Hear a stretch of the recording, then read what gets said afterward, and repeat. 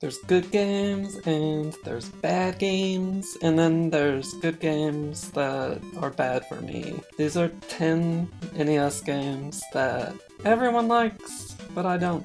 Number 10, Kabuki Quantum Fighter. I heard this game's really good and it has all the trappings of a good game. It looks like Ninja Gaiden and shit. It's got a cool character, the graphics are neat, the enemies look cool, I guess. But, it's just not that fun. The problem is mostly the attack. The range, is not great. It takes lots of hits to kill enemies. And when you duck, you don't do the hair attack, which is like the whole point. He just does a little punch. And it's so weak, and you need to duck a lot, so you're only doing the whole hair attack half the time. It's not a bad game, like, there's fun to be had in it, I guess. Some of the music's good, some of it's bad. The level design just feels kind of sloggy overall. You're kind of doing the same thing, just jumping around on little monkey bars and shit. The bosses are kind of dumb, they're kind of lame, they're shrimpy. At least as far as I can make it. I don't really play this game too far before I just get bored and want to play something better. Number 9, Adventure Island 2. I love Adventure Island 1 even though it's super hard. I can maybe only make it like 4 or 5 levels into it. But it's better to be fun and hard than just fucking boring. Adventure Island 2 is way easier. The enemies seem like they're smaller. You can just like jump over them easier. The levels are super short, so you make it to the checkpoints really quick, so you're always feeling kind of safe, whereas in the OG Adventure Island, it's kind of stressful. Adventure Island 2 has like higher production values, and it gives it tighter control, which should be a cool thing, but I feel like the tighter control makes the game easier. There was something about the loose and slippy feeling of the first game that contributed to the challenge. There's no urgency in Adventure Island 2. Like in the first game. Before every level, it shows you these like eggs, and it's like every time I play this game, I'm unable to like get selectable weapons, so I'm always looking at these fucking 4 empty eggs before every level. It's a breeze, it's basic bullshit, and I never have fun when I play Adventure Island 2 like I do when I play Adventure Island 1. So I never played too long. Number 8, Little Samson. Little Samson is one of those games that's super high production, like the graphics and sound are super sick. I think it has Capcom people that worked on it. But the gameplay is just not fun to me. It's creative for sure. You control 4 different characters and they all have different weapons, but some of the weapons suck, so it's stressful. Like the mouse lays little grenades. Grenade weapons are horrible in an action game, in a platformer. The level design in Little Samson is so dull, I get so bored fighting the same arrays of enemies, and I don't know, I just find the game so tedious. The game just feels kind of over-engineered. There's too much stuff going on, too many characters to choose from with different attributes, and choose the level and shit. And underneath it all, it almost feels just like a slightly unfinished game. I don't like Little Samson, and I've never beaten all 4 of the initial stages because I lose interest so quick. I don't care. Number 7, Gimmick, aka Mr. Gimmick. Is this an unreleased game? I don't even know where. Maybe it was released some places. In any case, it is not good to me at all.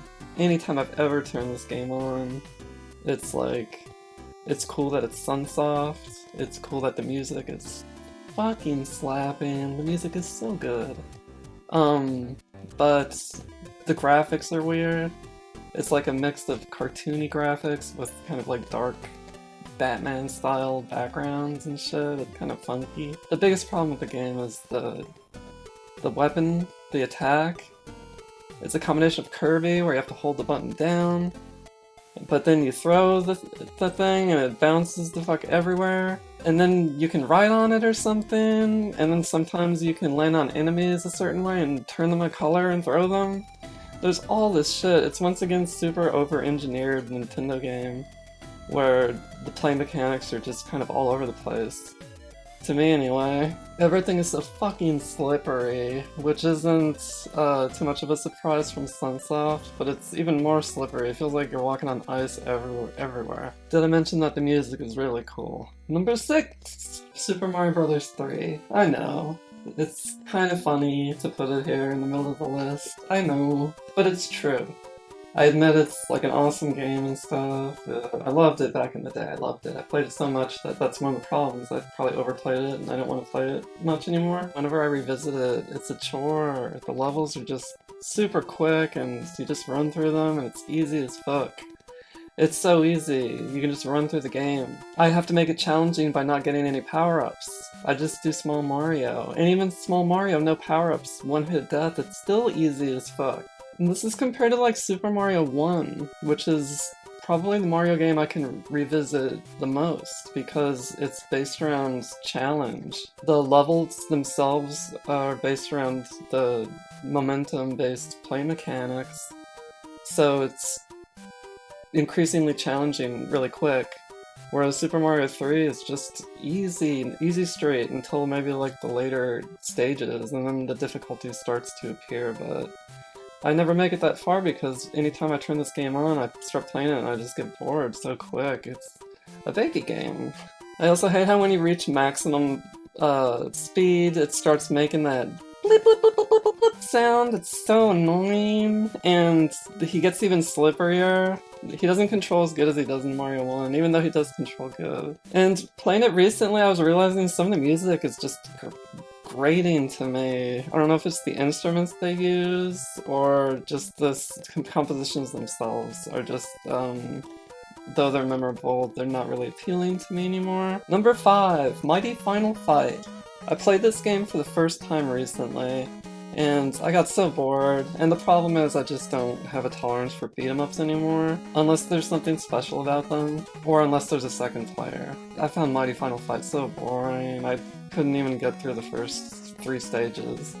There is a challenge, you know, I'm not saying it's too easy, it's just kind of mindless, and the idea of the special moves, it doesn't make it fun to me. Like, unlike River City Ransom, where it is fun to, you know, choose the different foods to get different powers and shit.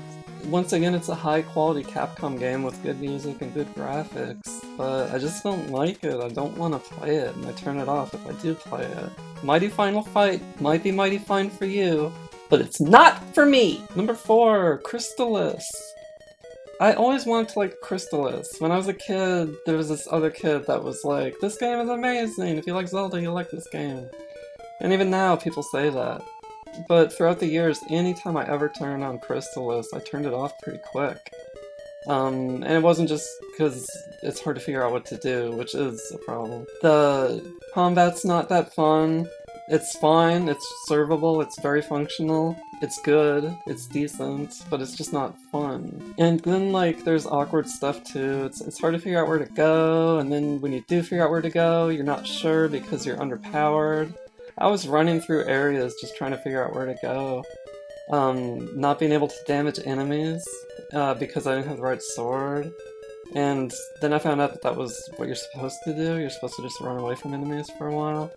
I don't know, there's too much stuff that's just, like, the difference between that and the original Zelda. In Zelda, you can go anywhere you want. You're not, like, locked by different swords or something. Crystalis is just a frustrating item collection game where you're just collecting a different item for a one-time use thing, it feels like. The rabbit shoes? What? It's high quality, especially for an SNK game. It's maybe the highest quality SNK NES game, but I just don't like it. I don't have fun playing it. I don't want to play Crystalis! I don't wanna! Number 3, Little Nemo, the Dream Master. It looks cool, it's a Capcom game, it looks like they're Disney games, but when you play it, it becomes very quick that it's nothing like DuckTales or Rescue Rangers. It's awkward.